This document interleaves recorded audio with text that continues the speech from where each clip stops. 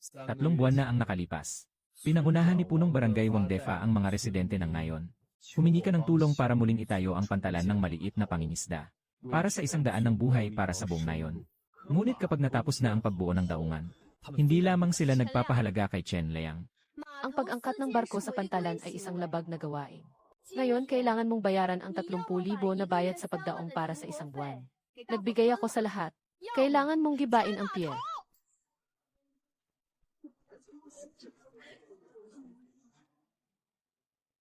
Nakangiti akong pinasabog ang pier. Nawasak din ang kanilang nag-iisang nilalang. Bilang isang magandang babae, humihingi ako sa iyo, Tio Wang. Nagsara ang daungan sa Nayon. Iyan ang tanging daan palabas ng buong Nayon. Sa ating Nayon, ikaw lang ang nakapag-aral sa kolehiyo at may kaalaman sa arkitektura. Kung hindi ka tutulong dito, ang aming Nayon, bawat henerasyon ay talagang may iwan dito sa maliit na pulo ng isda. Hindi ko matulungan si Tio Wang. Ang muling pagtatayo ng pantalan ay isang malaking proyekto. Kailangan ng hindi bababa sa 100,000 para makapagpatuloy. At hindi nagbibigay ng pondo ang Nayon. Si Xiao Chen, lumaki ka kasama ng anak kong si Zuzu. Nahirapan siyang makapag-enroll sa elementarya sa bayan. Magbubukas na ang klase sa Setyembre. Walang daungan, hindi makapasok ang mga bangka at hindi siya makakalabas. Nasayang na ang buhay na ito. Jen Jiang, kakakasal ko lang at nagkaanak na kami. Ang buong pamilya ay umaasa sa akin na magtrabaho sa labas. Wala nang daungan. Hindi makaalis ang barko. Nauubos na ang bigas sa bahay namin. Kuya Liang, nag-atake na naman ang puso ng lola ko. Sinabi ng ospital sa bayan na kailangan mong bumalik para sa follow-up na pagsusuri sa takdang oras. Kung hindi, baka may mangyaring hindi inaasahan. Nakaluhod na ang tiyuhin ni Liang sa buong Nayon para sa iyo. Kung hindi ka tutulong, wala na talagang pag-asa ang ating Nayon. Apo. Pumutang ako kay Liang. 300,000 ang lahat ng ipon natin. Ibigay mo lahat. Paano kung may mangyaring hindi inaasahan? Lumaki ako sa isang maliit na nayon ng mangingisda. Bago umalis si tatay, sinabi niya sa akin, kung may kakayahan ka, dapat mong paglingkuran ang iyong bayan. Kailangan kong ayusin ito. Salamat sa iyo mula sa buong Nayon, mula kay Tito Liang Zi. Salamat sa iyo, Xiao Chen. Buhay namin ay laging alalahanin ang iyong kabutihan. Walang anuman, mga kaibigan. Ngunit may isang bagay na kailangan kong sabihin sa inyo. Ang muling pagtatayo ng pier ay hindi isang maliit na gastos. Kailangan ng hindi bababa sa 300,000. Kailangan kong isugal ang lahat ng aking yaman. Kaya't kapag natapos na ang muling pagtatayo ng daungan, ang bayad sa pagdaong ng mga bangka sa maliit na Nayon ay hindi ko matatanggap. Kunin. Ngunit kailangan kong kunin ang bayad sa pagdaong ng malaking barko sa labas. Ginagamit ito upang mabawi ang mga ginastos na halaga. Anong sinasabi mo, Jingzi? Ikaw ang nagpatayo ng pantalan. Hindi ba't ikaw ang dapat tumanggap ng bayad sa pagdaong? Sino man ang magtatangkang magsalita ng kahit isang salitang hindi? Ako, si Wangdefa, ang unang makikipag-away sa kanya. Tama-tama, magandang babae. Natural lang ang magbayad ka at magtrabaho, aya't makatarungan lang na humingi ng bayad sa pagdocking. Salamat sa inyong pag-unawa. Sa loob ng 2 buwan, matatapos ko na ang pier, ayos lang. Hehe. Sabihin ko na ang magandang balita sa lahat, hahaha. Alyang, ang muling pagtatayo ng pantalan ay talagang usaping pangbaryo. Walang dahilan para isisi natin ito sa ating sarili. 300,000 ito na pinaghirapan mo sa loob ng 3 taon na walang tigil sa paglalayag. Kita mula sa pagtakbo ng barko. Bigla akong naubos lahat. Walang anuman, si Oxy. Sa mga taong ito, nakilala ko ang maraming kaibigan sa dagat. Magandang lokasyon ng ating maliit na Nayon ng mangingisda. Maraming cargo ship ang dumadaan sa rutang ito. Kailangan lang natin kolektahin ang bayad sa pagdaong ng mga malalaking barko. Babalik din ang pera ng dahan-dahan. Baka makapagpasigla pa ito ng ekonomiya sa Nayon. Alam ko na ginagawa mo ito para sa ikabubuti ng Nayon. Pero natatakot ako. Mahirap at walang kapalit.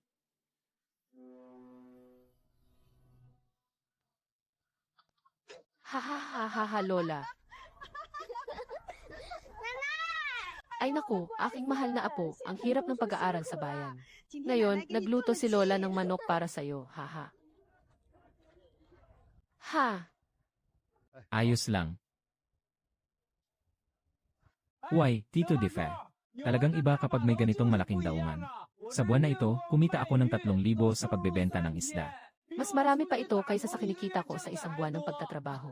Kahit sa maliit kong tindahan, marami pa rin akong kinikita sa isang araw. Kahapon, nakabenta kami ng 8 kahon ng mineral na tubig. Kailangan pa rin natin pasalamatan si Liang Zi. Kung hindi dahil sa kanya, mahirap para sa atin na yon na makahanap ng makakain sa isla. Si Liang Zi ang ating malaking tagapagligtas. Hahaha, anong klaseng tagapagligtas yan? Tatay, Tia Zhao, Tito Liu. Binenta na kayo ng ibang tao. Nagmamalaki pang tumutulong sa pagbibilang ng pera. Paano siya makipag-usap? Alam niyo ba kung magkano ang bayad para sa malaking barkong ito na nakadaong sa pantalan? Magkano ang bayad sa isang beses na pagdaong? Magkano?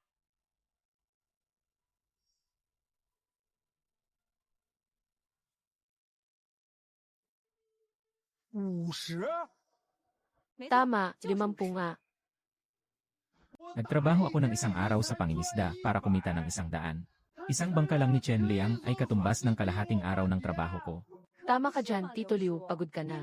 Napagod ng buong araw. Hindi pa rin kasing komportable nang nakahiga si Chen Liang sa bahay. Sa laki ng pier ng aming na yun. Kaya nitong huminto ng 2 o 3 pwesto ng barko. Ang kita ni Chen Liang sa isang araw ay 1,000 piso. Isang buwan ay 30,000. Ano? 30,000 ay 10 beses na mas marami kaysa sa akin. Isang buwan nang natapos ang pagbuo ng daungan. Hindi kailanman sinabi sa akin ng quantum. Kumikita ng malaki sa bayad sa pagdaong. Baka nagkamali ka kay Manny. Tama talaga ang presyo na ito. Imposible na magkamali. Katatapos ko lang tanungin ang kapitan ng malaking barko. Ito na ang eroplano. Sobrang labis na si Chen Liang. Kumikita siya ng ganito kalaki at hindi man lang kami sinabihan. Tama, ang lupa ng pier ay para sa lahat. Bakit siya, si Chen Liang, ang nag-isa na kumakain ng lahat? Atin ang daungan na itinayo ni Kuya Liang. Sinabi na rin niya sa amin ng maaga na magkakaroon ng bayad sa pagdaong. Tama, siya ang nagpatayo ng daungan, si Chen Liang. Ngunit ang lupa ay sa nayon. Ito ay isang iligal na konstruksyon. Kailangan niyang ibahagi ang kanyang kinita sa lahat. Ito ang alituntunin.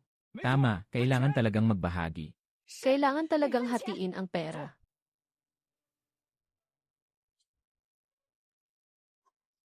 Hinahanap na naman ako ng tao mula sa katabing isla ni Iliang. Sinasabi nilang gusto kanilang tulungan sa paggawa ng pier. Basta't gusto mo, sila na ang magbabayad ng sahod at mga materyales. Maaaring singilin ang bayad sa pagdaong, maliit man o malaking bangka. Baka gusto mong pag-isipan ito. Hindi pwede. Nagtayo sila ng pantalan doon. Hindi natitigil ang mga kargamento dito sa atin. Kakaumpisa pa lang umunlad ang ekonomiya ng nayon. Hindi ko kayang gawin ang ganitong bagay. Alam kong ginagawa mo ito para sa ikabubuti ng nayon. Pero ikaw mismo, 300,000 ang inilagay, isang buwan bago makabawi ng 1,000. Natatakot lang akong masyado kang ma-stress. Walang masama kung maglalayag ako ng mas madalas. Liang, lumabas ka dito. Alam kong nandyan ka sa loob.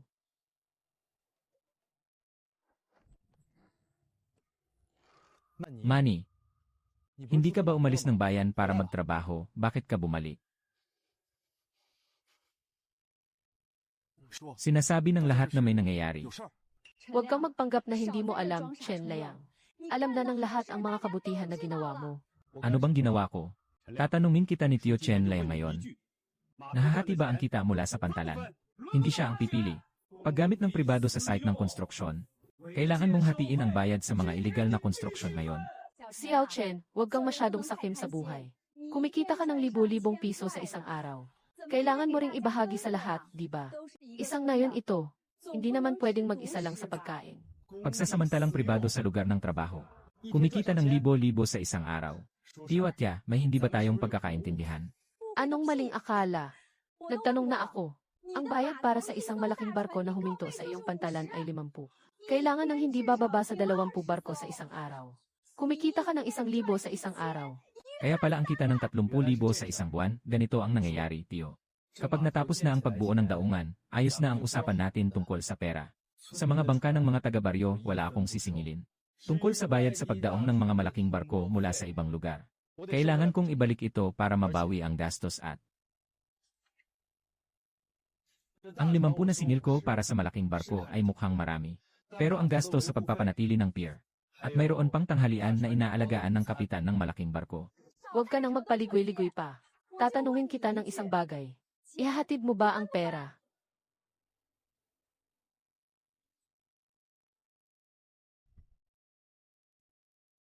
Kaya't yan ang usapan. Ganoon din ang iniisip nyo. Tama. Ganyan nga ang iniisip namin. Dahil kumita ka ng ganitong kalaking pera, dapat ay bigyan mo ako ng bahagi. Hindi dapat maging ganito ka kasarili, Liangzi. Ang pantalan ay ipinakita sa iyo ng lahat. Ang kita ay tagumpay ng lahat. Nais kong alalahanin ang iyong kabutihan. Ngunit hindi ito hinati kahit na kumita ng ganitong kalaking pera. Talagang problema mo iyon. Ah, kaya pala. Kasalanan ko. I-rebuild ang pier na ito.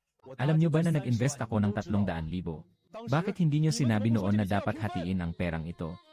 E di ikaw ang may gusto na itayo yon. Anong sinasabi mo? Mali ba si Liu Shoshu? Ang daungan ay ikaw mismo ang gustong itayo. Bakit kami magbabayad sa iyo? Huwag mo rin kaming gawing biktima ng iyong moral na pananakot.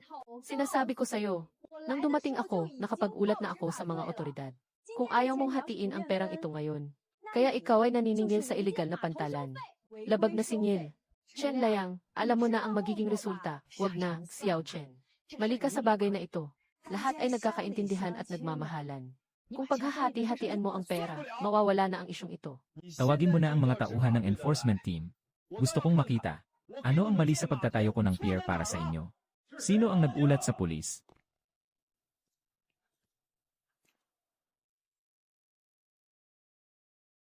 Ipinagbigay alam ko si Chen Liang sa kanyang iligal na pagtatayo ng daungan. Pagsingil ng walang pahintulot. Walang mali sa pagdakip sa kanya. Ako ang punong bayan. Maaari kong patunayan. Maaari ko ring patunayan na si Chen Liang ay naniningil ng labis. Pakipakita ang opisyal na dokumento para sa pagtatayo ng pier. Mayroon ding halaga ng singil pagkatapos ng pagtatayo ng pier. Kung ang halaga ng kasangkot ay napakalaki, kailangan niyong sumama sa amin. Huwag kang makinig sa mga sinasabi nila, ginoong tagapagpatupad. 3 buwan na ang nakalipas, bumagsak ang daungan ng maliit na nayon.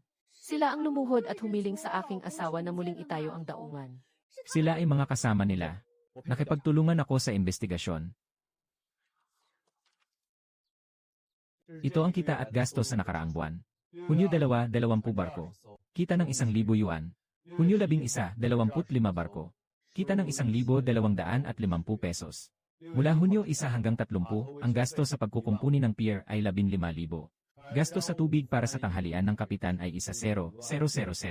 Gastos para mga manggagawa sa pangangalaga ng barko 5,600. Kabuang kita sa buwan ay 31,000 yuan. Gastos ng 30,000. Kabuang kita 1,000, nalugi ng 299,000 piso. Imposible talagang kumita lang siya ng 1,000 piso. Paano siya nagkakaroon ng mas kaunting kita kaysa sa akin? Siguradong may nilikhang pekeng mga tala ang tagapagpatupad ng batas. Hinihiling ko ang masusing investigasyon. Suriin ang mga bank statement o hanapin ang kanyang bahay. Naiintindihan na namin ang sitwasyon ni Chen Liang. Kahit na wala kang kita. Ngunit walang pahintulot sa muling pagtatayo ng pantalan. Talagang kabilang ito sa mga iligal na gusali. Dahil natanggap na natin ang nakapangalan na ulat. Kailangan itong iproseso sa loob ng 7 araw. Kailangan mong makuha ang pag-unawa ng nagreklamo. Kailangan lang talagang gibain ang daungan. Wala na ba kayong konsensya? Inubos ng anak kong si Ilay ang yaman ng pamilya para itayo ang pier para sa inyo. Ganito niyo siya tratuhin. Tio Wang, nakalimutan mo na ba? Ano ang sinabi mo nang bumagsak ang pier? Nakaluhod ka sa harap ng bahay ko at sinabing maganda siya. Kung hindi mo makita ang pier, patay ang buong nayon. At ikaw pa. Noong bumagsak ang daungan, hindi ka makahanap ng trabaho. Paano mo sinabi na wala kayong bigas na maihahain sa inyong 3 tao? At saka si Tiazu mo. Walang pier na ito. Makakapag-aral ba ang anak mo? 1 buwan pa lang ito. Nakalimutan mo na ang mga sinabi mo. Kahit ikaw at si Xiaoli, lahat ng iyon ay naalala ko. Naalala ko lahat. Kung gusto niyong hatiin ang perang ito, kunin niyo na. Ang buhay ko, si Lidaming, ay ibinigay ni Liangge. Wala akong mukha para humingi ng perang ito. Zhang Xui, tigilan mo na ang mga kalokohan mo dito. Hindi alam ng hukom na si Maitan ang totoo. Nakapagpanggap kayo, pero hindi nyo kami maluloko. Huwag kayong magpaloko sa kanya. Sabi ng mga tagapagpatupad ng batas, iyon ay isang iligal na konstruksyon. Ngayon, naipasa na ang hatol. Kung gustong panatilihin ni Chen Liang ang pier, kailangan niyang makipagbahagi sa amin. Ito ang nararapat sa atin. Ito ang paraan ng ating pagsakop, wala tayong pagkakamali. Walang awa ang batas. Subukan mong makuha ang pag-unawa sa loob ng 7 araw. Naiintindihan ko na. Nakatanggap ka ng abiso mula kay Chen Liang. Mayroon ka lamang 7 araw para pag-isipan kung hindi mo kami bibigyan ng bahagi. Kailangan nang gibain ang pantalan.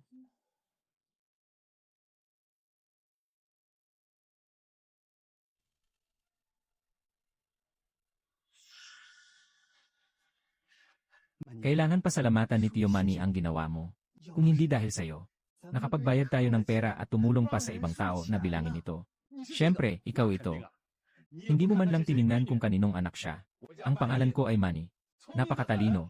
Pero kung mapipilit si Chen Layang ng husto, paano kung talagang gibuin niya ang daungan? Ang daungan na iyon ang tanging daan palabas ng buong nayon namin. Kung talagang guguho niya ito, ating nayon. Ngunit muli siyang matrap dito sa maliit na pulo ng isda. Huwag kang mag-alala, si Chen Liang ay nag-invest ng 300,000, hindi naman siya bobo. Ngayon ang tamang panahon para kumita. Hindi niya kayang sirain iyon. Si Tia Zung nga, ilagay mo na lang ang puso mo sa tiyan mo. Si Chen Liang ay matigas lang sa salita. Kapag dumating na ang 7 araw na takdang panahon, mas tapat siya kaysa sinuman. Maaari kayong makapagpahinga ng isip. Maaari rin tayong kumita ng malaki sa daungan. Hindi ko na kayo itatago. Nakakuha na ako ng 500,000 na utang online. Bumili ng isang pasaherong barko, Basta't hindi nagbabayad ng bayad ang mga bangka ng mga tao sa ating nayon sa pantalan. Ang dibidendo mula sa pantalan ay darating na rin. Madaling kumita sa pamumuhunan na ito. Siguradong kita ito. Layang. Sobrang labis na sila. Hindi ba tayo papayag na ganito na lang tayong apihin nila?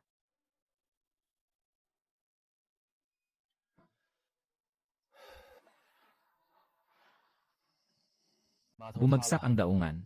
Maayos ang mga bagay pero masama ang puso ng tao. Hindi maayos ang pagkakaayos.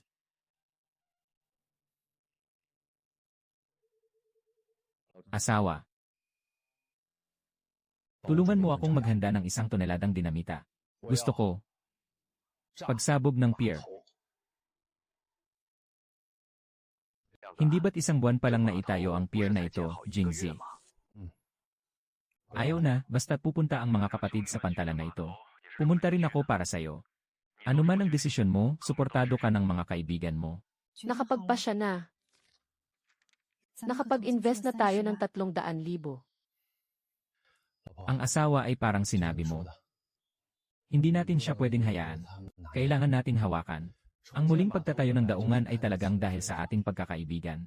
Ngayon, wala nang ugnayan. Walang dahilan para manatili ang daungan.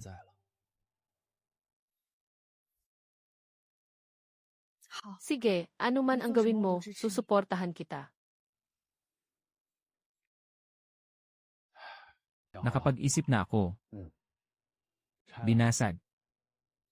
Wala nang naiisip sa isip ko. Chen Liao. Ang ganda ng pagkakabuo ng iyong pantalan. Tingnan mo ang bagong bili kong pasaherong barko. Tama lang ang pagkakatigil nito. Maaabot din ang barko ko bukas. Nagsalita na tayo tungkol dito, Jingzi. Ang mga bangka ng mga tao sa nayon na ito ay hindi naniningil ng bayad sa pagdaong. Kung sa tingin mo ay maganda, makinig ka ng mas madami. Siyempre, pagkatapos nito, wala nang maririnig. Chen Liang, ano ang hawak mo sa kamay mo?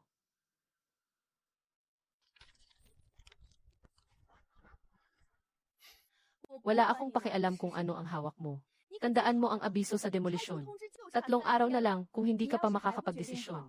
3 araw mula ngayon, kahit ayaw mo, kailangan mong gibain ang daungan na ito. Tama, kung gusto mong makisama. Sige, nangako akong magbibigay ng pera sa lahat. Bukas ay tawagin ang lahat na magtipon sa pantalan. Magbibigay ako ng paliwanag sa lahat. Mabuti na lang at nakakaintindi ka. Sige, tutulungan kita na ipaalam sa lahat. Layang Jie. Nakarinig na ako sa'yo. Naipadala na ang aking ina sa ospital. Sobrang nananakit sila sa mga tao. Kaya kahit na gusto mong pasabugin ang pantalan, sinuportahan din kita. Hayaan mo silang huminto sa pagkakataong ito.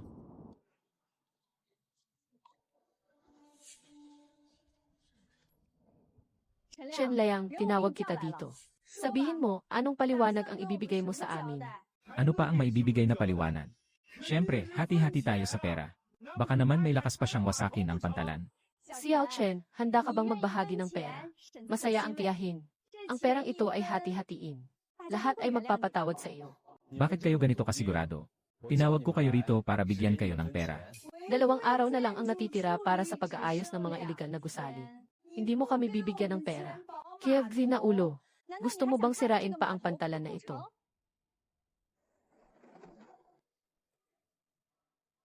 Ito ay dinamita. Chen Liang, ano bang pinaggagawa mo? Hindi ba't sinabi niyo na ang mga iligal na gusali sa pantalan ay kailangang gibain? Ako, ipinagkakaloob sa iyo.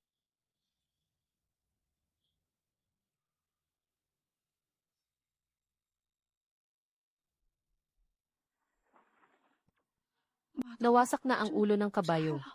Hindi ito maaaring hindi na pagkasunduan na hatiin ang pera, di ba? Bakit siya napadpad sa kabayo? Lahat ng ito ay mga ilusyonaryong hukbo. Hindi maaaring si Liang Zi. Handang pasabugin ito na ginastusan ng lahat ng yaman ng pamilya. Na itayong daungan. Paano mo naglakas loob na pasabugin ang daungan? Pumutol sa kabuhayan ng buong nayon. Tama ka, alam mo ba na walang daungan sa araw? Nawasak na ang pamilya namin. Paano na ang tindahan namin kung ganyan ang mangyayari? Nga, naghihintay pa ang apo kong makapasok sa paaralan. Liang Zi, ang daungan na ito na pinasabog mo. Ito ang ugat ng buong nayon. Chen Liang, alam namin siyempre ang kahalagahan ng daungan na ito. Kaya mas lalo mong hindi dapat ito gibain.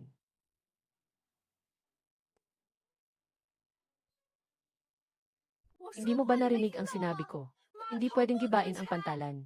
Kahit nawasakin mo, kailangan mo pa ring itayo ulit para sa kanya. Bakit? Dahil ito ay pag-aari ng gobyerno. Ari-arian ng gobyerno.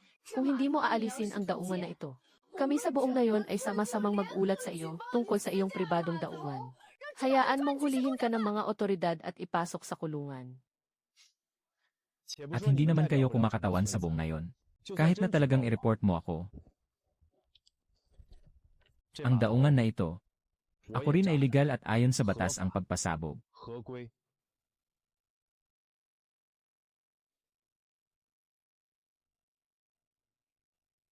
Sinasabi na ang permiso sa demolisyon ay dapat na 7 araw. Paano mo nakuha ang sertipikong ito ng maaga? Anong pahintulot sa demolisyon? Ano ang silbi niyan? Sabi namin na hindi pwedeng buwagin, kaya hindi pwedeng buwagin. Si Lao Liu, ang permit na ito para sa demolisyon ay ibinigay kay Liang Gong. Ipinapakita nito na may ganap na karapatan si Liang Gong na sirain ang pantalan. Tama, tungkol sa lisensya ng demolisyon na ito. Kailangan pa rin naming pasalamatan kayo at si Ate Manny.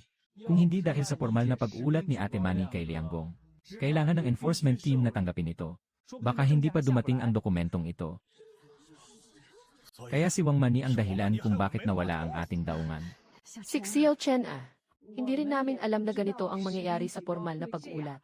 Pupunta na tayo sa mga ahensya ng pagpapatupad ng batas. Hindi na natin sisirain ang daungan na ito. Ano sa tingin mo? Bibigyan ko pa ba kayo ng panibagong daungan?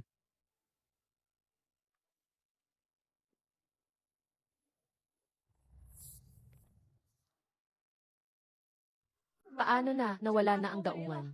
Wala na tayong daan palabas. Paano na ang apo ko sa hinaharap? Sino yan, Ginoong Liu? Ang mga bangkang pangisda na binili nyo sa aming kumpanya. Nakarating na kami sa itinalagang daungan. Pero mukhang wala kayong pantalan sa inyong daungan. Ginoo, mayroon pa bang ibang mga daungan sa pulo na ito? Maaari naming dalhin ito sa itinakdang lokasyon. Yun na. Maaari bang ibalik ang aking bangka? Huwag po kayong magbiro, Ginoo. Ang barko ay ginawa na at hindi na maibabalik. Kung kailangan mong ibenta dahil walang daungan, maaari tayong bumili sa 40% diskwento. Ginoo, nakikinig po ba kayo? 60%. Barko na nagkakahalaga ng 200,000. Bago pa man makapasok, natira na lang ay 120,000. Paano ko pa mababayaran ang 80,000 na ito? Simula nang itayo ang pantalan, si Ilayang. Matagal na akong hindi nakakita sa iyo na ganito kakasaya. Na, kahit nalugi ako. Pero masasabi ring naalis na ang bigat sa balikat. Hello, excuse me, is this Brother Chen Liang? Kuya Chen Liang, ako si Tian Chen mula sa katabing Datu Village. Gusto ng aming punong bayan na humingi ng tulong sa inyo para sa pagtatayo ng pantalan sa aming nayon. Dahan-dahan lang sa pag-inom, baka masamid ka. Si Chiang ang huling pumunta sa akin na si Tian Tian. Mabait ang batang babae, mag-usap kayo.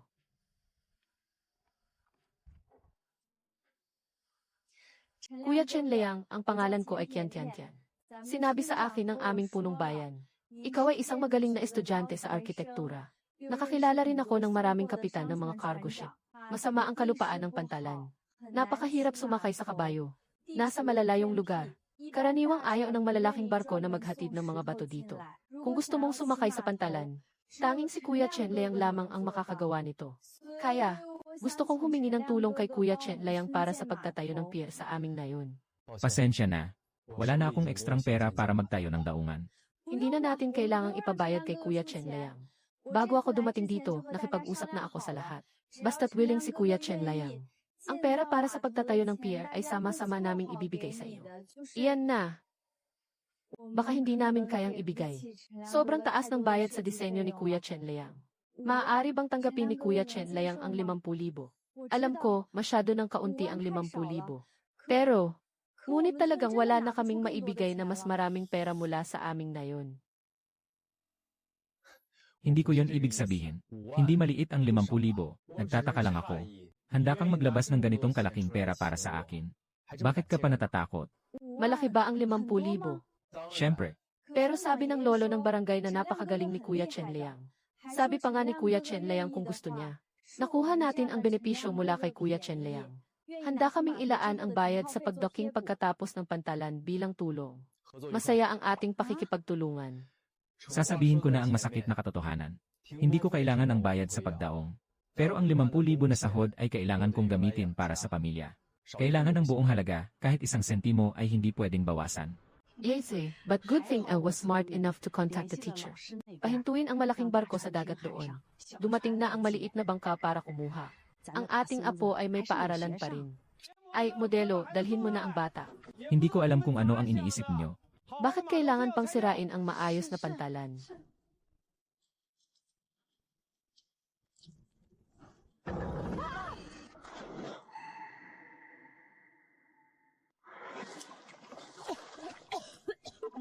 Lola, lola, lola. Masyadong malakas ang alon na ito, napakadelikado, hindi ito kayang harapin.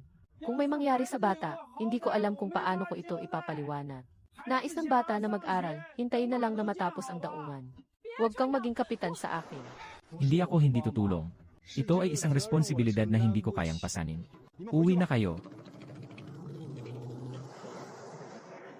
Kung hindi nawasak ang pantalan, sana ay ganito na lang.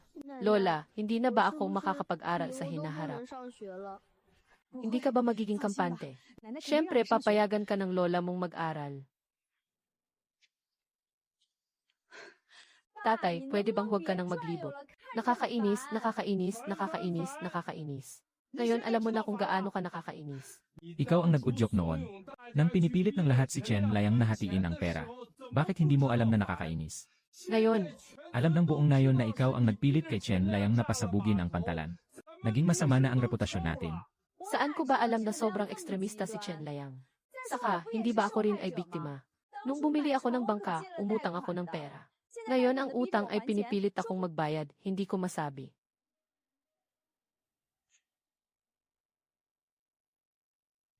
Laging nagmamadali sa bawat gawain. Sa dagat malamig, hindi ko alam kung dapat ba akong magdagdag ng isang damit. Hindi ba't dumating na ang barko mula sa Datuway Village sa pantalan? Hindi maganda na pinahintay ang iba. Lalabas na ako. Parang bumubuti na ang lahat.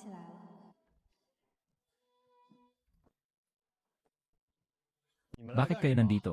Si Xiao Chen ay nagmuni-muni sa mga nakaraang araw. Alam ni Chen na siya ay nagkamali. Wala ring hinihintay ang tiyahin. Kaya't humihingi ako na sana'y mapatawad mo ako. Alam ni Tio Liang na siya ay nagkamali. Wala nang daungan na ito. Hindi ko na kayang ipagpatuloy ang aking negosyo sa pagbebenta ng isda. Ang bangkang binili sa utang ay wala nang daungan ngayon. Hindi dapat maging ganito kakasakim, tiyuhin. Narinig ko kasi, itong si Lao Liu. At saka, naniwala si Tia Zhou sa sinabi ng babaeng Wang. Ilang araw na ang nakalipas, pinilit ang tao. Binigyan ni Liang Zi sila ng bayad sa pagdaong. Galit na galit si Liang Zi kaya pinasabog niya ang pantalan. Tama nga naman. Ginagamit pa ang pangalan natin. Naging ganito na tayo na kahit sa isla, hindi na tayo makalabas. Tama na, Lauki, huwag ka nang magpakaawa dyan. Matanda na tayo para sa mga ganitong bagay. Ilang beses lang tayo makakalabas ng isla sa isang taon. Ano ang kinalaman nito sa atin? Hahaha. Kaya nandito ako para manood ng palabas, hahaha. Maging si Xiao Chen ay humihingi ng tulong sa iyo. Patawarin mo na ang tita, okay ba? Ngayon, alam na ng buong nayon ang mga ginawa namin. Naging masama na ang aming reputasyon. Patawarin mo na lang si Tito. Mali ang Tito. Ay, talagang walang hiya itong sila Liu. Upang pilitin si Chen Liang na tulungan siyang magtayo ng pantalan. Wala na silang mukha. Hindi rin nila naiisip. Si Chen Liang ay walang dahilan na tumulong sa kanila noon. Paano naman nila tinrato si Chen Liang? Kuya Liang, huwag na huwag kang papayag.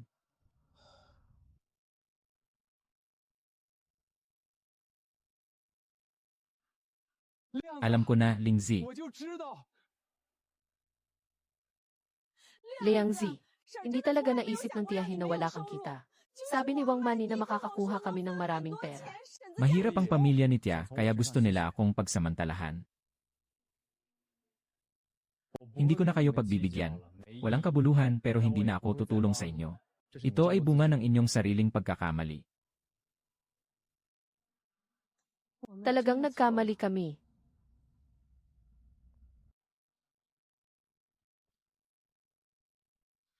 Wala kaming kasalanan. Siya ang nagkamali, si Chen Liang. Tatay Liu at Tia Zhao. Nakipag-ugnayan na ako sa malaking boss sa bayan. Sabi nila, handa siyang magtayo para sa atin ng mas malaki. Mas matibay na pantalan.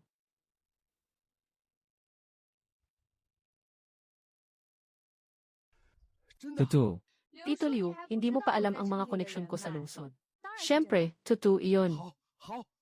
Kaya ang aking bangka ay mabilis nang makakapagdaong sa pantalan.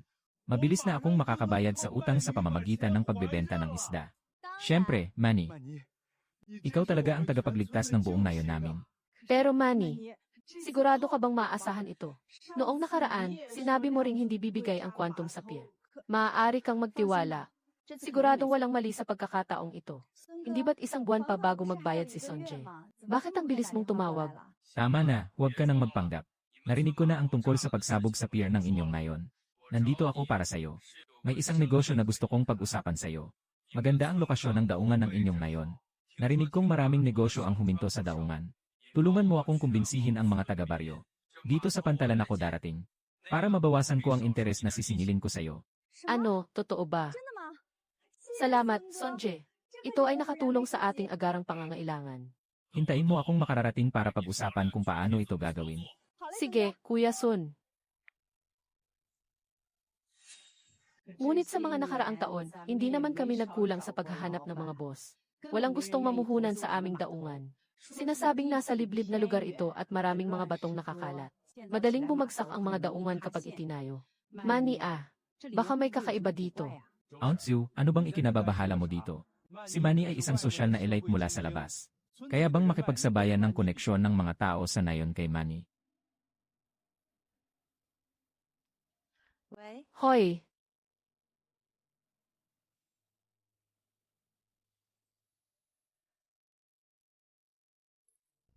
May mga templo ka bang buhangin? Malapit na si Boston sa ating nayon. Hayaan mo akong kunin ang ating anak na babae. Siya ay isang kahanga-hangang tao. Malapit na ang malaking boss. Kailangan pa niyang maglakbay ng libu-libong milya para itayo ang pier para sa atin. Ano pang hinihintay natin? Tara na at salubungin natin sila.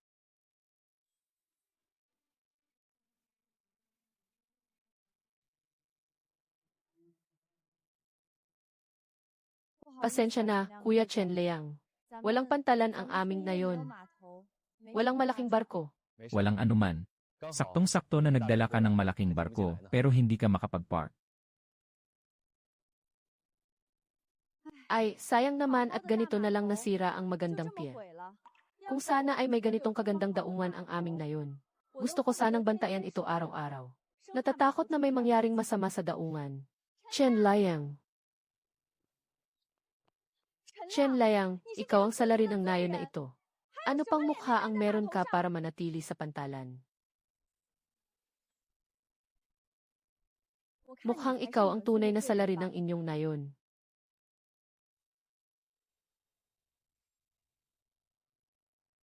Sino ka ba, batang pasaway?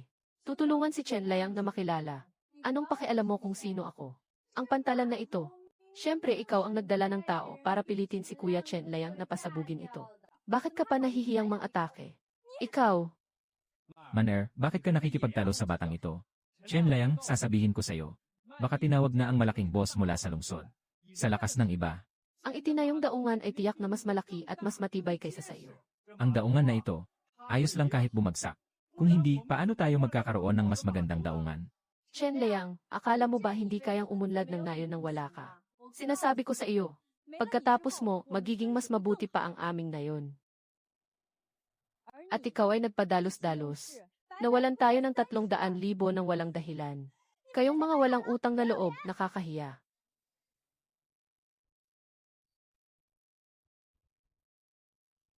Huwag mo silang alalahanin. Tara na. Wala akong kasing pasensya ni Lianggong. Sinasumpa ko kayong hindi magkakaroon ng magandang daungan magpakailanman. Anong sinasabi ng batang ito? Bumaba ka at ipaliwanag mo ng maayos. Ano bang pinagtatalunan ni Manny at ng batang babae? Ang pinakamahalaga sa atin ay maayos na tanggapin ang darating na Boston.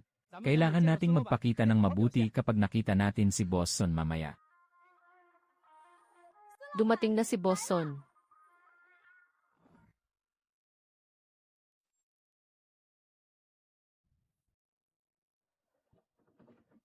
Kuya Chen Liang, sobrang kasuklam-suklam sila. Siyang ka namang tumulong sa kanila. Sila ang naging sakim kaya sumabog ang pier. Ngayon, ikaw pa ang sinisisi nila. Hindi ako nagalit. Ngayon, siya pa ang nagalit. Hindi sulit magalit para sa grupong ito. Tama, ganito rin ang sinabi ng aming punong bayan. Huwag magalit, huwag magalit.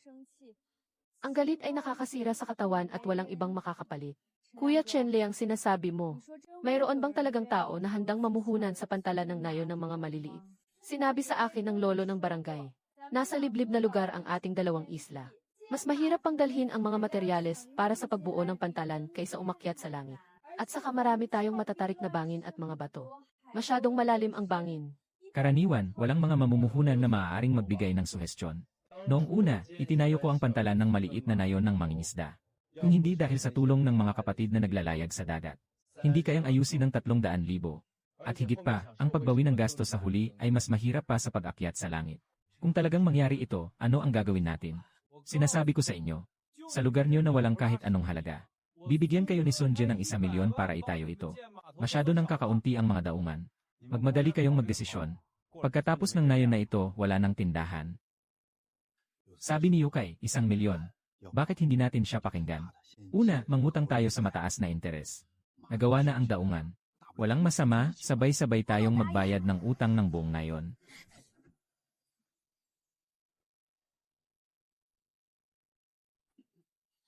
Itong daungan ay tayo mismo ang gagawa.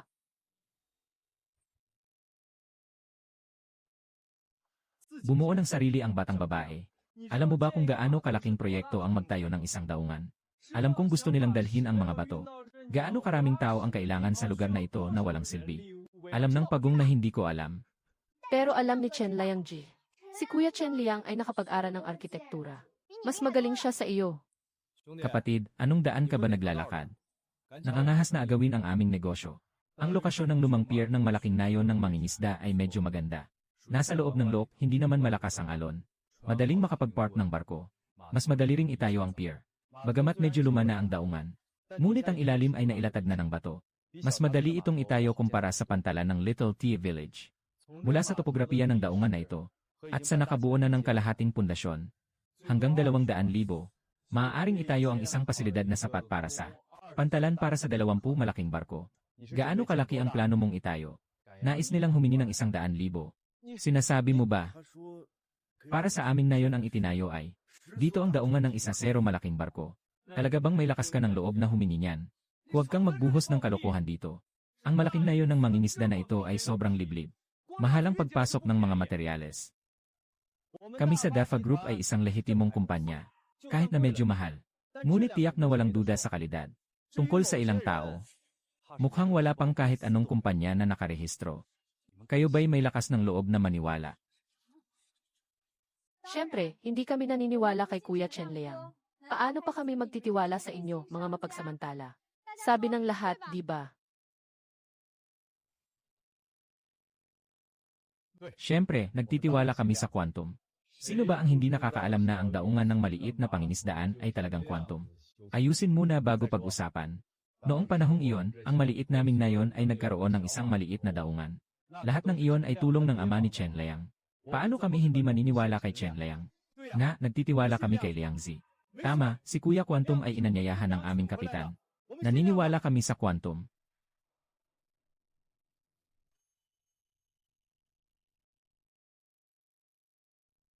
Isang grupo ng mga hangal na walang kwenta. Umaasa pa sa isang tao. Makatutulong akong maitaguyod ang daungan. Sinasabi ko sa inyo, pumunta na si Son Je sa kabila sa maliit na nayon ng mangingisda para magtayo ng daungan. Naghihintay na matapos ang pagbuo ng daungan doon. Naghihintay ako na magmakaawa kayo sa akin na bumalik. Pumunta sa maliit na nayon ng mangingisda.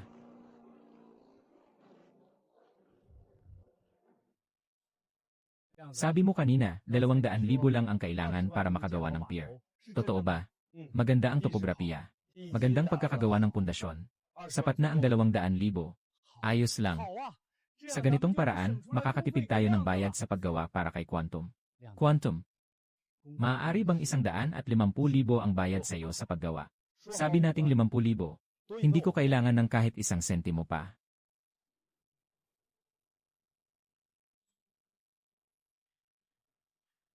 Talagang hindi maginhawa ang bawat pantalan na ito. Hindi makapasok ang aking marangyang barko.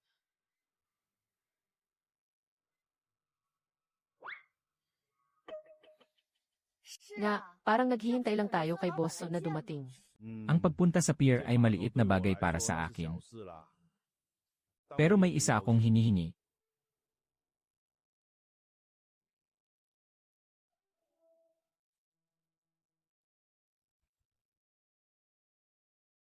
Boston, sabihin mo lang kung ano ang kailangan mo para matulungan kaming magtayo ng pier. Siguradong ibibigay namin ang lahat ng makakaya namin. Tama, Boson, kung may mga hinihingi ka, sabihin mo lang. Ano man ang ipagawa nyo, makikipagtulungan kami.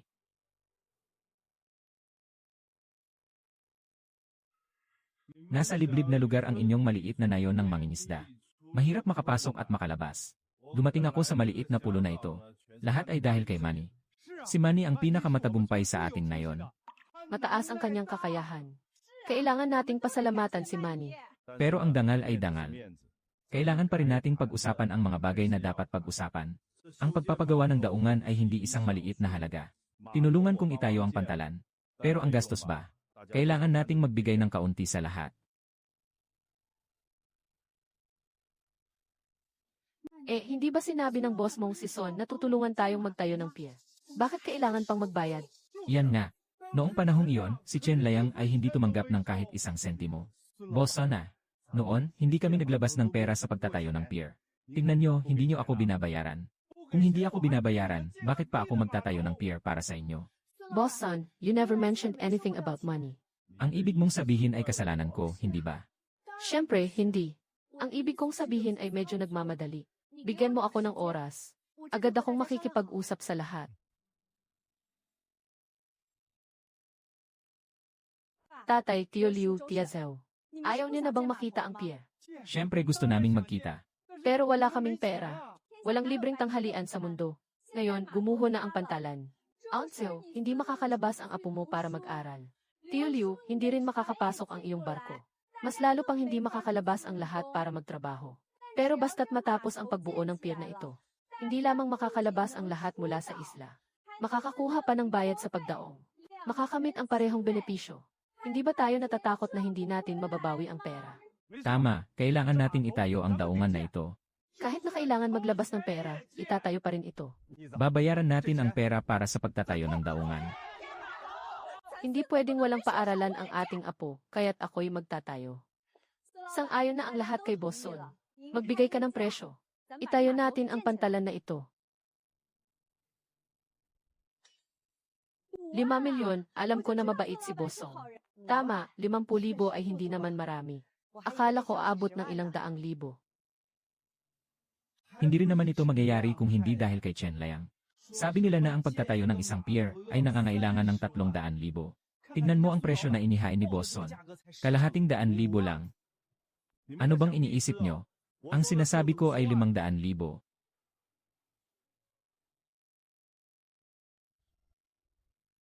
Anong 500,000? Bakit kailangan ng ganito karaming pera? Ang pier ni Chen Liangjian ay 300,000 lang. Na, baka nagkamali si Boss Son. Pumunta ang aming boss sa Dagu Village ilang araw na ang nakalipas. Ang alok ay 1,000,000. 50,000 na lang ang ibibigay namin sa inyo. Wang Manyi, dahil sa hindi nyo pagpapahalaga sa inyong nayon. Tama na ang usapang ito tungkol sa pier. Hindi, Bossu, kami ang magbabayad para dito. Nakalimutan na ba ng lahat? Nakatayo si Chen Layang sa tabi ng daungan na ito. Ang kita sa isang buwan ay 30,000. Siguradong malaki ang daungan na inayos para sa atin ni Boss Son. Sa isang buwan, tiyak na makakakuha tayo ng hindi bababa sa 50,000, hahaha. 5,000 sa isang buwan. Isang taon ay 600,000. Hindi pa umabot ng isang taon. Kaya't makakabawi tayo sa perang ito mula sa daungan. Handa akong ibenta ang barko para itayo ang daungan na ito. Sana maintindihan din ng lahat. Handa rin akong gumawa ng daungan. Mayroon akong kaunting ipon na maaari kong ilabas. Maaari rin akong magbigay ng pera. Salamat sa suporta ninyo lahat. Ako rin ay magpapakita ng suporta. Basta dumating ang pera. Sa loob ng isang buwan, itatayo ko ang pantalan. Si Boss Son ay mayaman. Bukas, magkakasama na natin ang pera para kay Boss Son. Ito ang malaking boss. Sa loob ng isang buwan, magagawa na tayong makabuo ng isang daungan. Hindi katulad ng mabagal na si Chen Layang na parang asno. Malapit na tayong magkaroon ng paaralan para sa ating apo. Maaari pa rin akong umasa sa kita mula sa daungan na ito. Malapit na bumuti ang ating nayon. Isang buwan mamaya. Ito na ang panahon ng pagsigla ng ating nayon. Boss, talagang kailangan nating magtayo ng mga daungan sa maliit na nayon. Kailangan ba ng 500,000 para sa kontrata? Hindi tayo masyadong kikita dito. Kailangan talagang itayo. Nakalimutan mo bang may isang batch tayo ng mga sirang bato na nakatambak? Nasa bodega pa, sumasakop pa ng espasyo. Bakit hindi na lang ipunin sa pantalan? Boss, ang sama mo talaga. Sayang at hindi natin naloko ang malaking nayon ng mangingisda. Kung hindi, baka kumita tayo ng marami dito. Magandang babae. Masaya ako mula sa kaibuturan ng aking puso na matutulungan mo ang nayon na makapagpatayo ng pantalan. Masyadong magalang si Tiokian. Masyado nang mataas ang ibinabayad niyo sa akin. Hindi ito ang tamang paraan ng pagsasabi. Mabilis na namumunga ang mga saging sa nayon kamakailan. Nakapag-usap na si Tiantian tungkol sa mga channel. Kung hindi maitatayo ang daungan na ito, masisira lang ang mga saging sa lupa. May isang hindi ka nais-nais na pakiusap si Tio Liangzi. Tumakbo ka sa dagat para sa mga ruta ng tubig. Maaari mo bang makipag-ugnayan sa ilang mga malaking kapitan ng barko? Tulungan mo kaming magdala ng ilang sako ng saging. Kahit na mahirap ang sitwasyon sa nayon. Ngunit tiyak na gagawin namin ang aming makakaya para sa pera. Gaano karami ang ani ng saging sa nayon? Tinatayang aabot na ito ng ilang libong kilo. Tito, pwede mo ba akong dalhin sa taniman ng saging? Kailangan kong tiyakin ang ani. Siyempre, walang problema. Ito ang taniman ng saging ng ating baryo, Chen Liangji.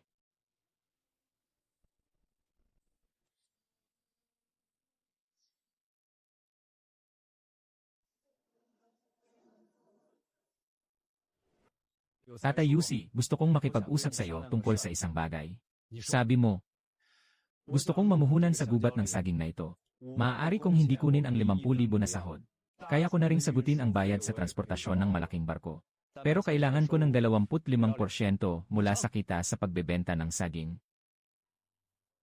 Chen Liang, sumang-ayon ka na. Ang mga saging na ito ay lumalaki ng ligaw. Karaniwan ay sila-silang mga taga-baryo ang nag-aalaga. Kung hindi ko naisip na sayang naman kung masisira ito. Tuwing taon, kumakain ang mga tao sa nayon. Tama, ang iba ay nasa bulok na puno na.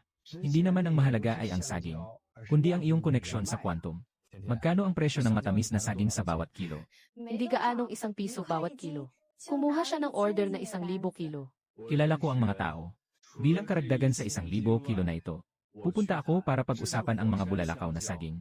1 kilo ay maaaring ibenta ng hindi bababa sa 15 piso. Kaya magiging mayaman na ang aming nayon.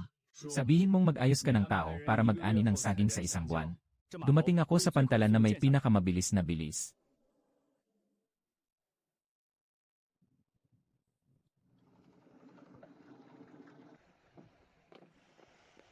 Maganda. Walang anuman, hindi na tayo dapat magpakilala sa usapang ito. Nakuha ko na ang mga batong gusto mo at naipadala ko na. Kaya't 2,000 bawat bangka. Sige, sagot na lang ang bayad sa pagpapadala. Salamat sa paghihintay na matapos ang pantalan. Iniinom ko kayo ng alak. Hahaha. Siyempre naman. Why, hindi ba't si Chen Liang ito? Handa nang bumalik sa nayon.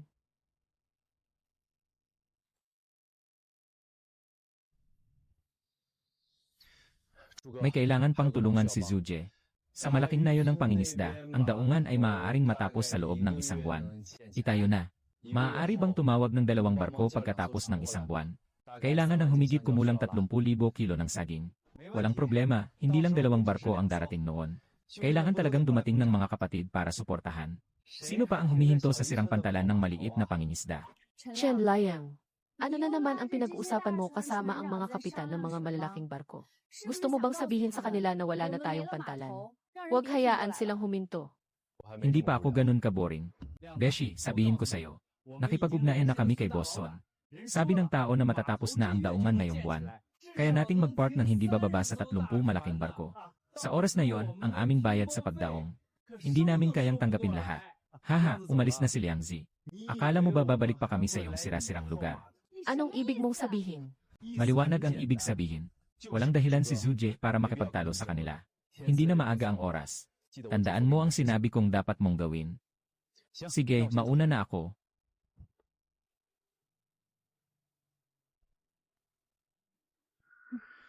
Huwag mong isipin, Chen Liang, na makakatulong ang paghahanap mo sa malaking kapitan. Magandang lokasyon ng aming maliit na nayon ng mangingisda. Dito lang sila dumarating para mag-angkla, di ba? Siyempre, ang kapitan ng barko ay bobo ba? Bakit hindi sila pupunta sa malaking daungan dito sa atin? Hindi ba tayo pupunta sa maliit na pier ng malaking nayon? Bakit sobrang pinapahalagahan mo ang sarili mo, Jingzi? Mahalaga pa ring maging praktikal sa buhay. Hindi naman pwedeng ang kapitan ng malaking barko. Dito tayo huminto sa ating maliit na nayon ng mangingisda. Nasa iyo ang lahat ng ito. Tama ang sinasabi ninyo. Bilang mga kapitbahay, nais ko lang kayong paalalahanan. Ang mga ito na dinala dito ay lahat granite. Mukhang maganda pero hindi matibay. Gamitin ito sa pagtatayo ng pier, maaaring bumagsak ito sa loob ng isang buwan. Manyi, totoo ang sinasabi ni Chen Liang. Auntsiu, huwag kang makinig sa mga kalokohan niya. Hindi mo naman hindi nakita yung mga batong iyon kanina. Ang ganda at tibay nito. Kakaunti lang ang ginamit kong pangatngat kanina. Hindi talaga ito mapuputol.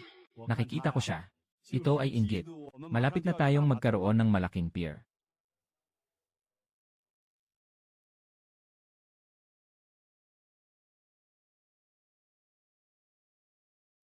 Nakahanda na ang mga gawain para sa pantalan ng bayan. Nagawa na ang disenyo. Tinawag ko si Tiantian para kunin ito. Ngunit kailangan kong lumabas ngayong gabi. Nakausap ko na ang malaking boss sa lungsod para lumabas ng ganitong oras. Bukas, ipapasa ko ang sample ng saging. Kagabi, may cargo ship na dadaan. Sumakay ako ng maliit na bangka papunta roon. Saktong makakatipid tayo ng kaunti. Chen Liang, dinala ko na ang sample ng saging.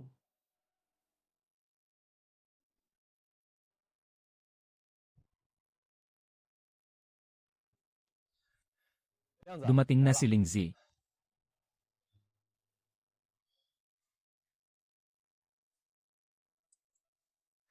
Liang Zi, sabi mo may saging na galing sa bulkan. Hindi mo ako niloloko, di ba? Tayo ay lumaki ng magkasama. Alam mo namang hindi ako mahilig sa mga paligoy-ligoy. Malaking isda na sibuyas. Sa bulkan na lupain, ang ani ng saging ay humigit kumulang 50,000 kilo sa isang taon. Matagal ka nang nagnenegosyo ng saging. Asset mo ang presyo. Kalihim. Ano ang utos mo, Pangulo? Ipatest ang saging para sa tamis at kalidad. Kung maaari, bigyan mo ako ng mabilis na feedback.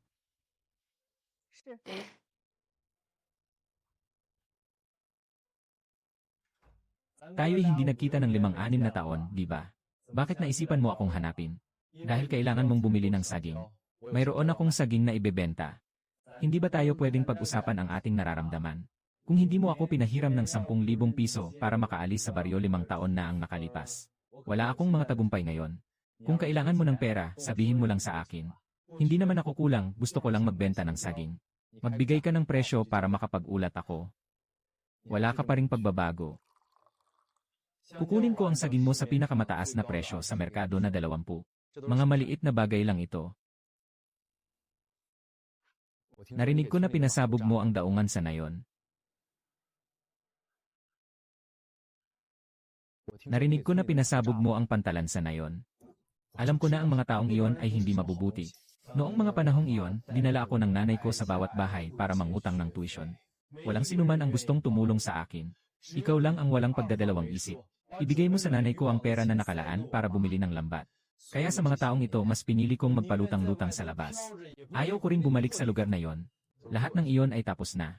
Hindi ko maipasa sa aking puso. Nabombahan ang pantalan. Kahit na sumabog, hindi pa rin mura ang grupong ito ng mga puting mata. Lumabas na ang resulta ng pagsusuri sa saging ni Ginoong Yao. Magandang babae. Mas matamis ang saging mo kumpara sa mga nasa merkado. Lahat ng kalidad ay mataas. Sa pinakamataas na presyo, 20 bawat kilo. Kukunin ko lahat, hindi ba? Hindi kailangan bumili sa mataas na presyo. Sige, ayon sa presyo sa merkado, 15 bawat kilo. Hindi kita pwedeng hayaan na magdusa ng panganib. Ikaw, ganyan ka pa rin katapat. Ngunit hindi ko maaring kalimutan ang iyong kabutihan.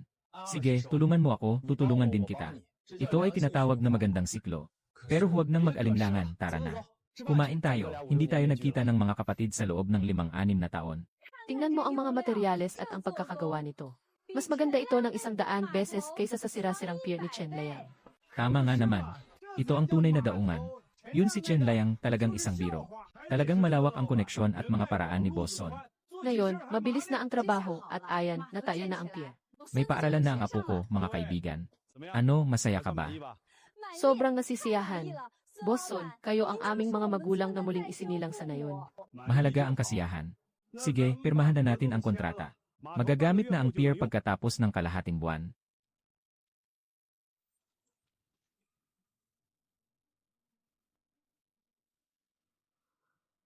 Ano ang nakasulat sa kontrata ni Boss Son?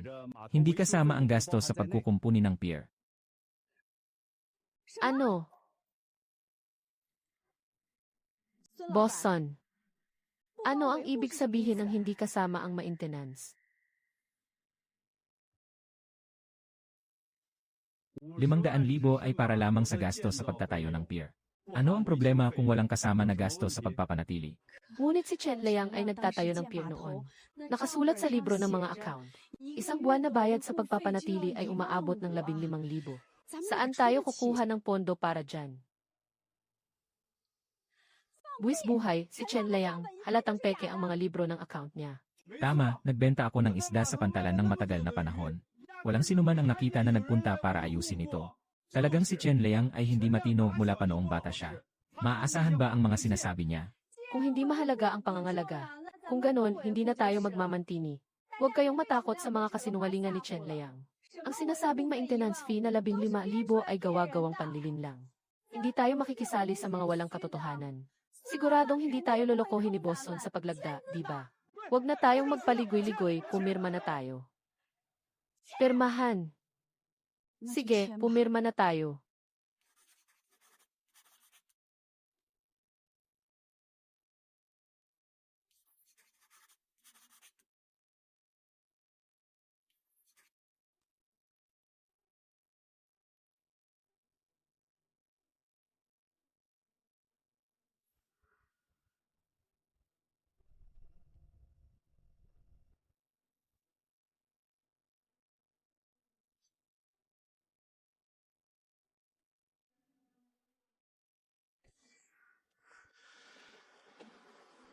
Nagawa na ang bagay, Boss Son.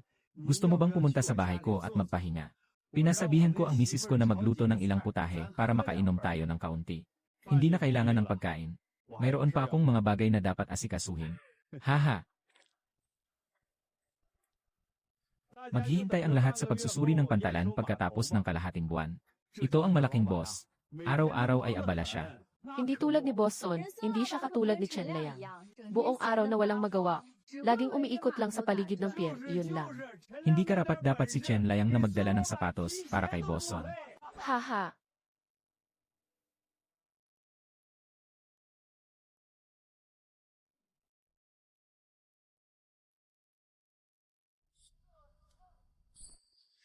Kapatid na Chen Liang, magkita tayo sa pier. Hahaha. Lenje, ito ang kasunduan na espesyal kong inihanda. Tingnan mo ito.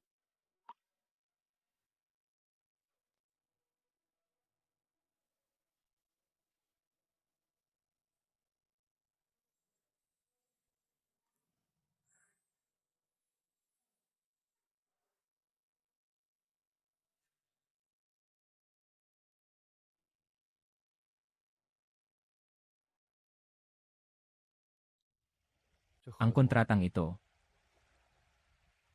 Kita lahat ng kita mula sa bayad sa pagdaong ng mga barko sa pantalan.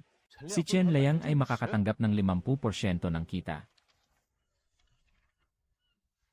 Pagsasama ng benta ng saging sa kita. Si Chen Liang ay may 50% na bahagi.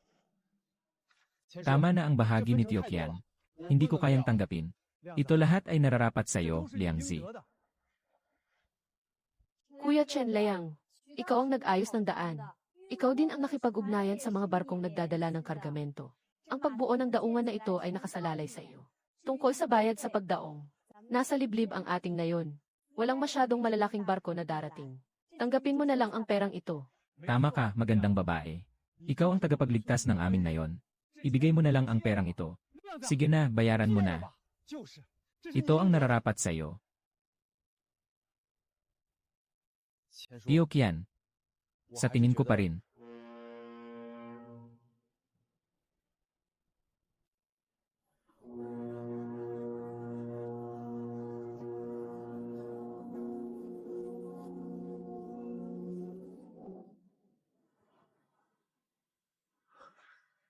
Anong nangyayari?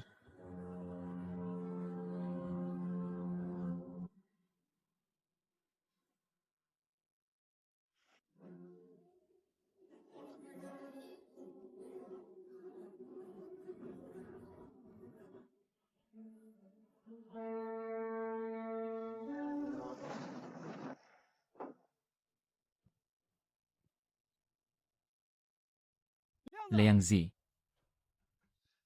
Liang Zi, haha, nandito kami para batiin ka. Zuje, bakit nandito kayong lahat? Paano naman kami hindi makakapunta para tingnan ang bagong daungan mo? Kaya't napagkasunduan na namin lahat. Magsisiyahan na kami dito sa iyong daungan mula ngayon. Tama, magandang babae. Narinig ko na ang malaking nayon ng mangingisda ay mayaman sa bulkan na saging. Kailangan mo kaming pakainin. Huwag kang maging kuripot. Hahaha, lahat ay sapat na. Ang ating nayon. Talagang magiging maayos na ito. Walang silbi, bilisan mong ihanda ang mga saging para sa mga kapatid. Magandang paglingkuran ang lahat.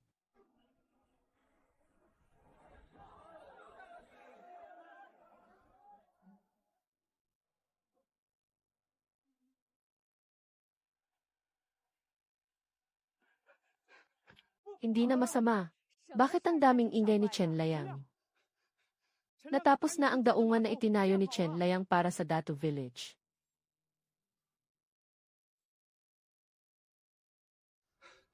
Kung ayos na, ayos na.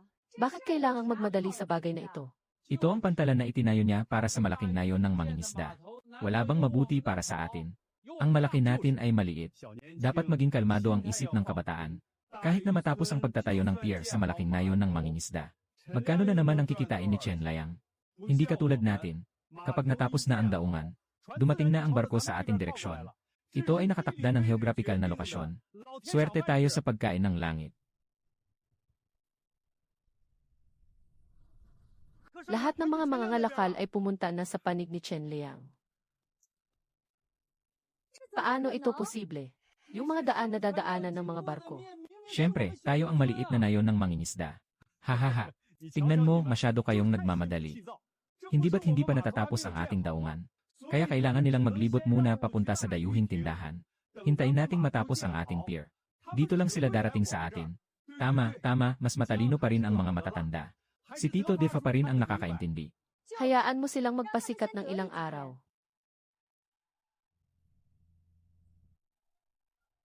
Ay, ha ha ha.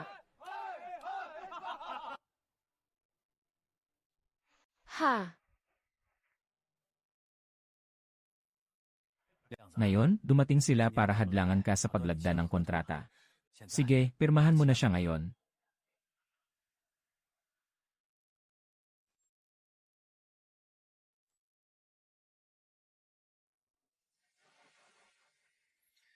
Tio Qian, ngayon lahat ay pumayag ng pumunta sa Datu Village.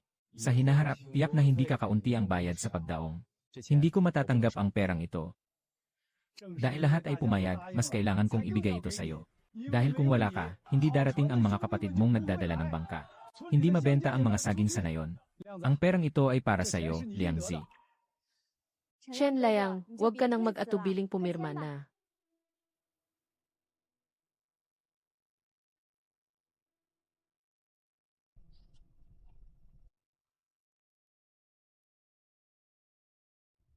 Sige, hindi na ako mag-aalangan. Ngunit may isang bagay na kailangan kong linawin. Ako na ang bahala sa pagkukumpuni ng pantalan. Tito Kian, huwag mo akong agawan. Hahaha, ayos lang. Ikaw, kahit guro ay sumusunod sa'yo, ayos na ba? Halika na, mag-inom tayo. Kuya Chen Liang at Manugang, dahil sa sobrang lapit na ng ating relasyon ngayon, bakit hindi na lang kayo lumipat sa Dagu Village para tumira, di ba?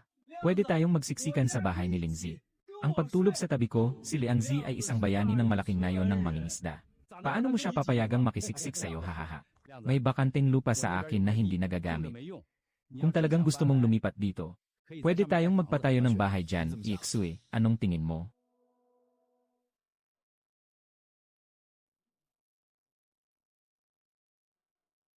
Lipat na.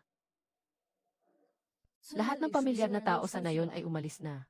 Walang kwenta ang manatili dito. CJ. Sige, maglipat na. Ano na ako ngayon? Pupunta akong magdala ng mga ladrilyo para kay Liangzi at magtayo ng bahay. Bakit ka nagdadala ng mga ladrilyo sa gitna ng gabi? Uminom ka ng alak mo, hahaha.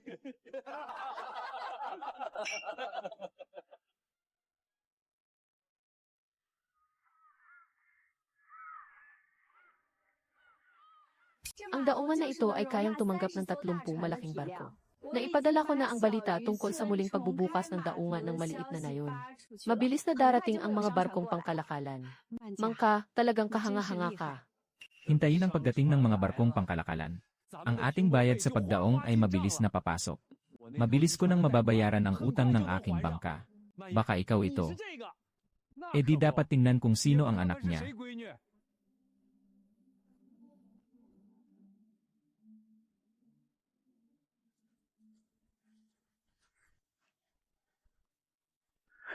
Uy, si Chen Liang ito, hindi ba?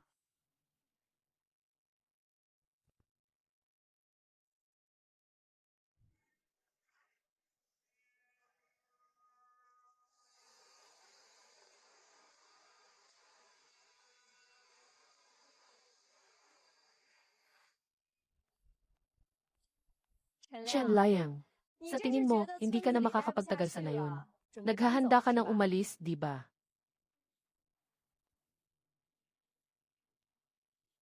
Iyan mabuti at may isip ka. Dapat matagal ka nang lumipat. Baka mamaya gusto mong sumakay ng bangka. Kailangan kong singilin ka ng 100 piso na bayad sa pagdocking. Tama na, wag na nating masyadong batikusin si Xiao Chen. Naglaan naman siya ng pantalan para sa lahat. Hindi pwedeng ganun na lang. Ang pantalan ay ginawa namin. Kailangan ni Chen Liang na makasakay sa barko. Hindi dapat bawasan ang bayad sa pagdaong kahit 1 sentimo.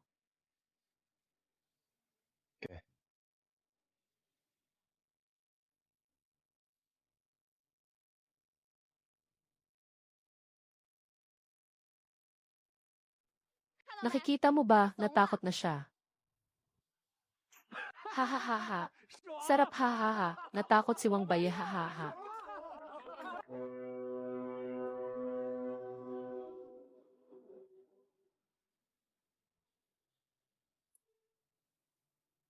Narito na ang mga barkong pangkalakalan. Malapit na silang huminto sa ating pantalan.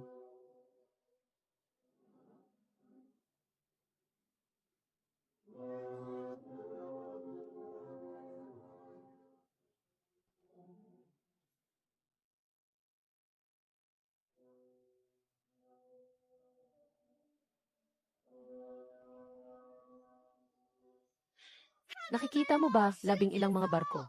10 barko, yayaman na tayo.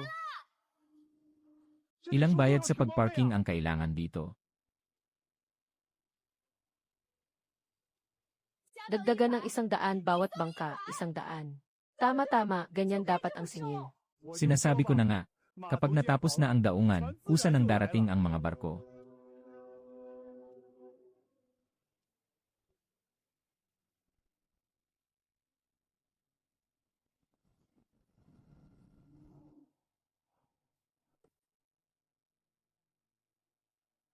Bakit nagbago ito ng direksyon?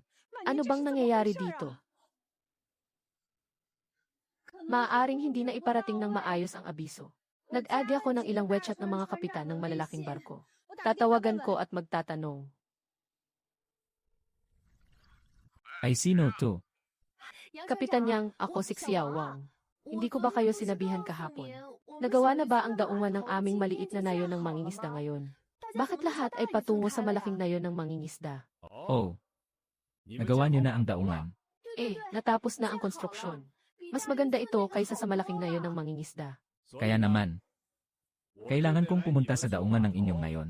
Hindi Kapitan Yang. Ang ibig kong sabihin ay ang aming daungan ay mas malaki at mas moderno. Mas madali sigurong huminto ka dito.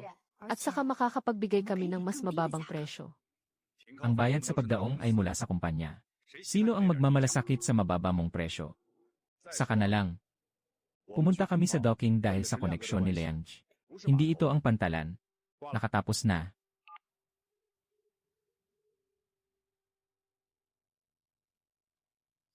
Kumusta? Kailan sila darating? Manny, magsalita ka naman. Sabi ng mga kapitan na handa silang huminto sa ating nayon. Ay para kay Chen Liang.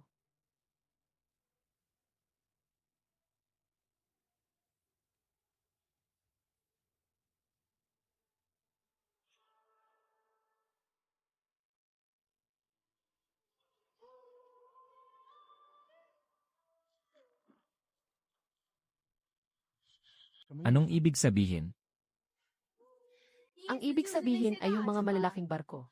Dumating lang sila dahil sa mukha ni Chen Liang.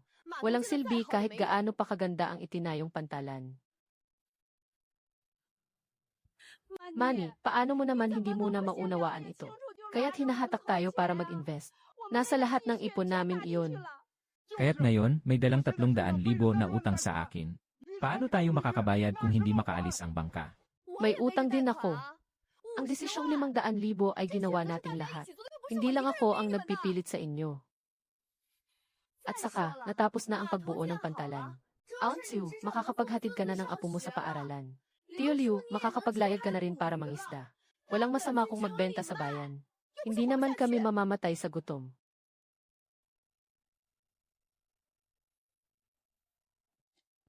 Sige na, huwag na kayong mag-ingay. Nalugi rin ang pamilya namin. Ngunit sa wakas, naitayo rin ang daungan. Lahat ay normal sa lahat ng dako. Hindi naman ito masamang bagay. Sige na nga. Noong panahong iyon, si Manran ng pamilya nyo. Sinasabi na kayang dalhin ang lahat para kumita ng malaki.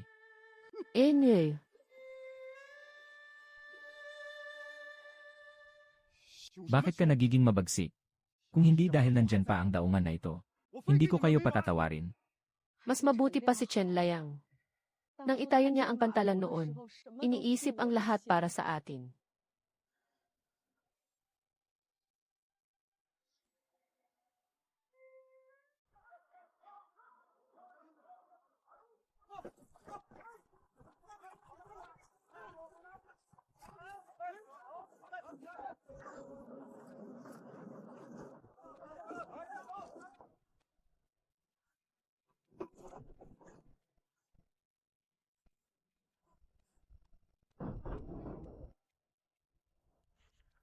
₱30,000 ng kargamento.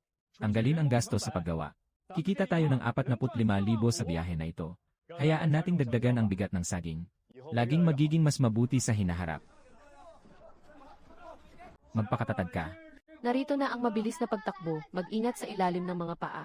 Ay, tulungan mo ako sa kabila. Mag-ingat kayo, dumating na ang bagong kargamento.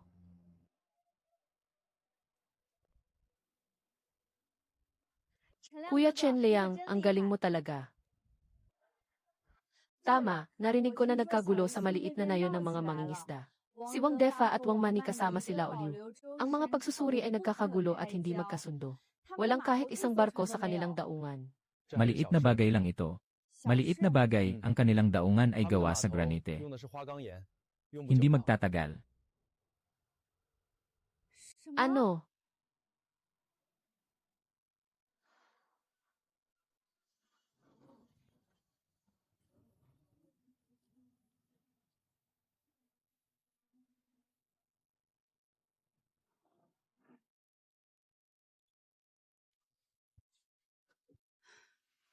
Mabuti na rin na may ganitong daungan. Hindi na masyadong mahirap ang buhay kumpara dati. Nga, kahit hindi tayo kumikita ng malaki. Ngunit kahit papaano ay mas madali na ang paglabas. Ano ito? Ano ito? Anong tunog ito?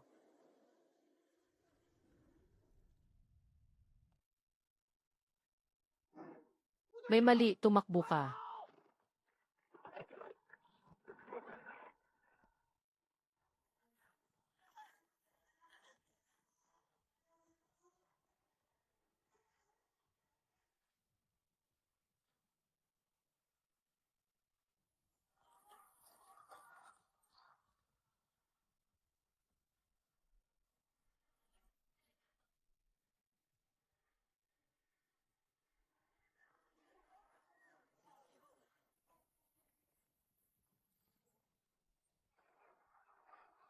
Ah.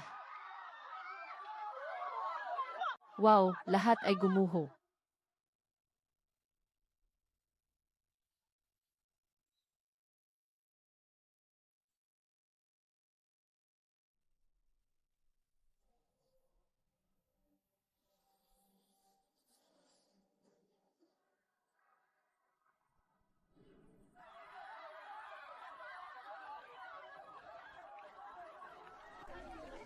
Bakit bumagsak ang pier? Nga, dati ay binabantayan ang pier na itinayo ni Chen Liang. Bakit ang pier na ito ay gumuho kahit nakakabuo lang? Hindi ba maaasahan si Boston?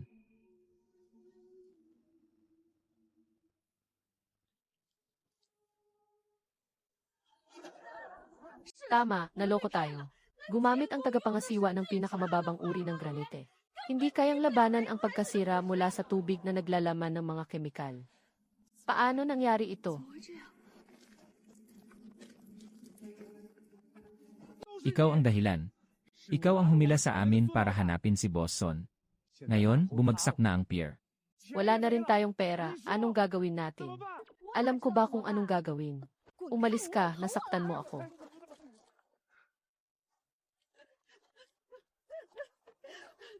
Wala akong pakialam, tawagan mo na si Boston. Pabayaran mo siya, pabayaran mo siya. Tawagan mo siya. Bayaran mo ako, bayaran mo ako. Tumawag ka para ipabayad siya.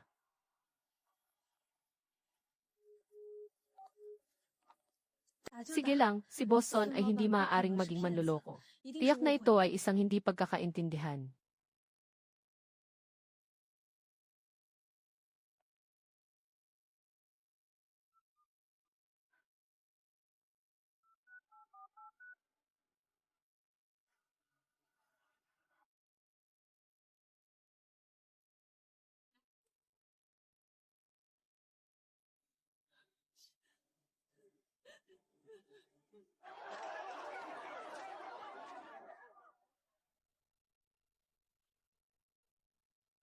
Si Wang Manyi, tama ba? Ako si Ginoong Si, ang tagapagpatupad ng batas. Ikaw ang nagdala sa akin para makilala ang may-ari ng pier noong nakaraan. Si Son ay inakusahan ng pandaraya sa kontrata. Nakapagsampa na kami ng kaso. Susunod, kailangan mong sumama sa amin.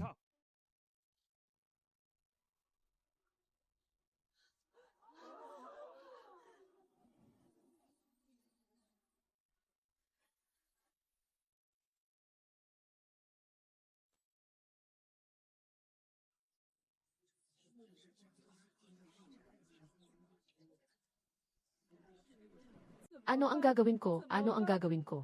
Wala na namang daungan. Hindi na makakalabas ang aking apo para pumasok sa paaralan. Mas masahol pa ako.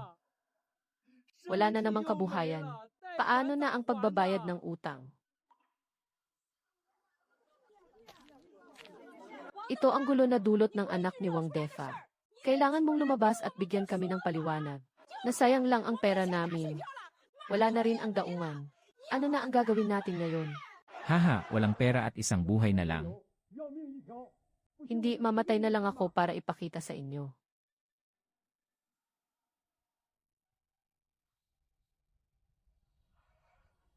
Nasa ganitong sitwasyon na tayo. Baka pumunta tayo kay Chen Liang. Hanapin si Chen Liang. CJ, si Xiao Chen ay isang mabuting tao. Humingi tayo sa kanya ng taos pusong tawad. Sigurado akong may paraan siya para tulungan tayo.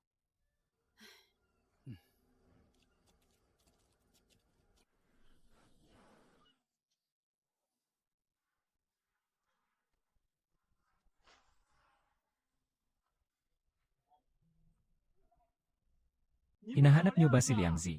Nandoon siya sa gubat ng saging na yon, hahaha. Siya ngayon ay isang malaking tao sa amin ngayon. Tumulong ang Quantum sa atin na magtayo. Nagpatayo ng pier at tumulong sa pagbebenta ng saging. Ang aming nayon ay umunlad na ngayon. Lahat ng pamilya ay nagpapahalaga sa kanya.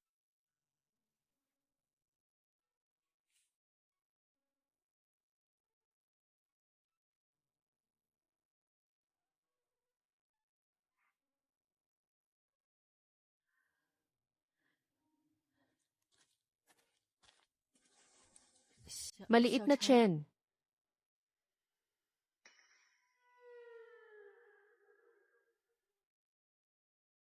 Bakit kayo nandito?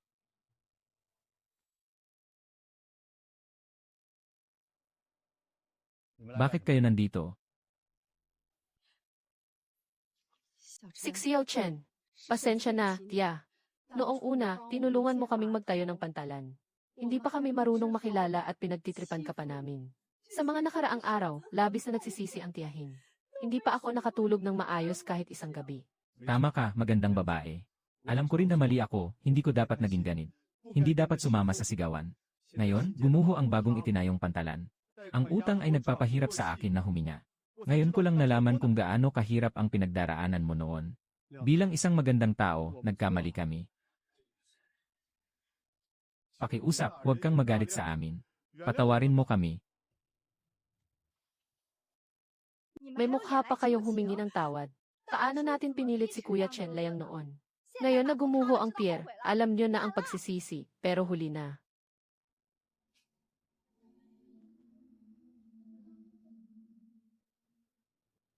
Sige na, sapat na.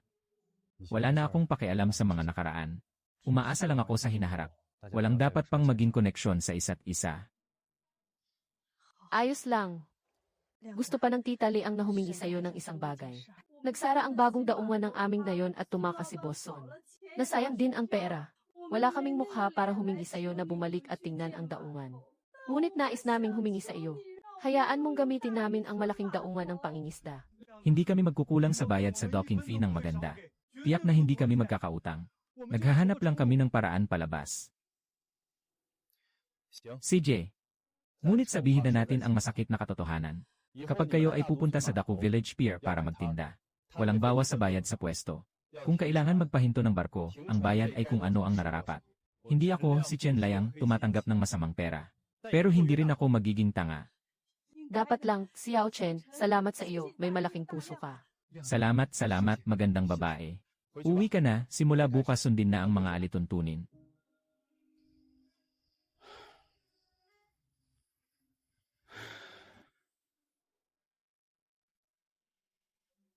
Sinasabi ko sa iyo, ito ang iyong tatay noong kabataan niya. Kwento na naranasan na. Tatay, galit ka pa ba? Hindi na ako galit. Natutunan lang ng tatay ang isang aral. Anong aral?